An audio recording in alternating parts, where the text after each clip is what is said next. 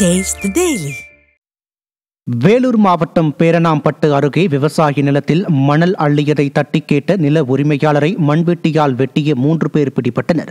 MV குப்பம் பகுதியைச் சேர்ந்த செந்தில் என்பவரின் விவசாய நிலத்தில் அதே பகுதியைச் சேர்ந்த சந்துரு என்பவர் தனது நண்பர்கள் சூர்யா, சக்திவேலுடன் சேர்ந்து இரவு நேரங்களில் மண் அள்ளியதாக கூறப்படுகிறது.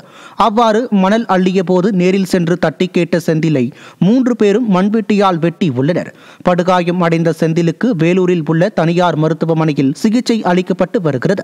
விடியா ஸ்டாலின் மாடல் ஆட்சியில் காவல்துறை மீது சிறிதும் பயம் இல்லாமல் குற்ற செயல்கள் நடைபெறுவதாக குற்றம் சாட்டப்படுகிறது. கிருஷ்ணகிரி மாவட்டம் குருபரப்பள்ளியில் நிறுத்தப்பட்டிருந்த ஆம்னி வேனை கடத்திச் சென்ற ATM கொள்ளையர்கள் 3 பேர் கேரளாவில் பிடிபட்டனர். விசாரணையில் அவர்கள் ராஜஸ்தான் மாநில பதிவெண் கொண்ட கண்டெய்னர் லாரியில் ஆம்னி வேனை கடத்தி கொண்டு கோவை வழியாக எர்ணாகுளம் சென்றது CCTV கேமராவில் பதிவான காட்சிகள் மூலம் தெரிய வந்தது.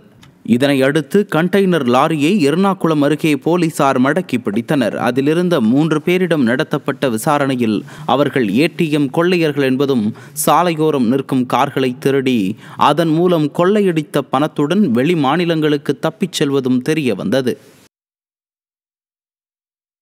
தருமபுரியில் தொழிலாளர் நல வாரியத்தில் உதவித்தொகை வாங்கி தருவதாக அழைத்துச் சென்று தங்க நகைகளை ஏமாற்றிய பெண் சிக்கினார்.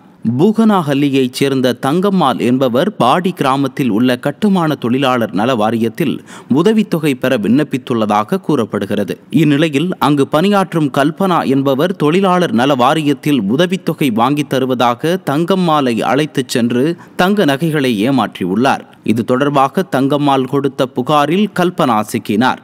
நிர்வாக திறனற்ற ஸ்டாலின் ஆட்சியில் காவல்துறை மீது பயம் இல்லாததால் குற்ற சம்பவங்கள் அதிகரித்து வருவதாக பொதுமக்கள் குற்றம் சாட்டியுள்ளனர்.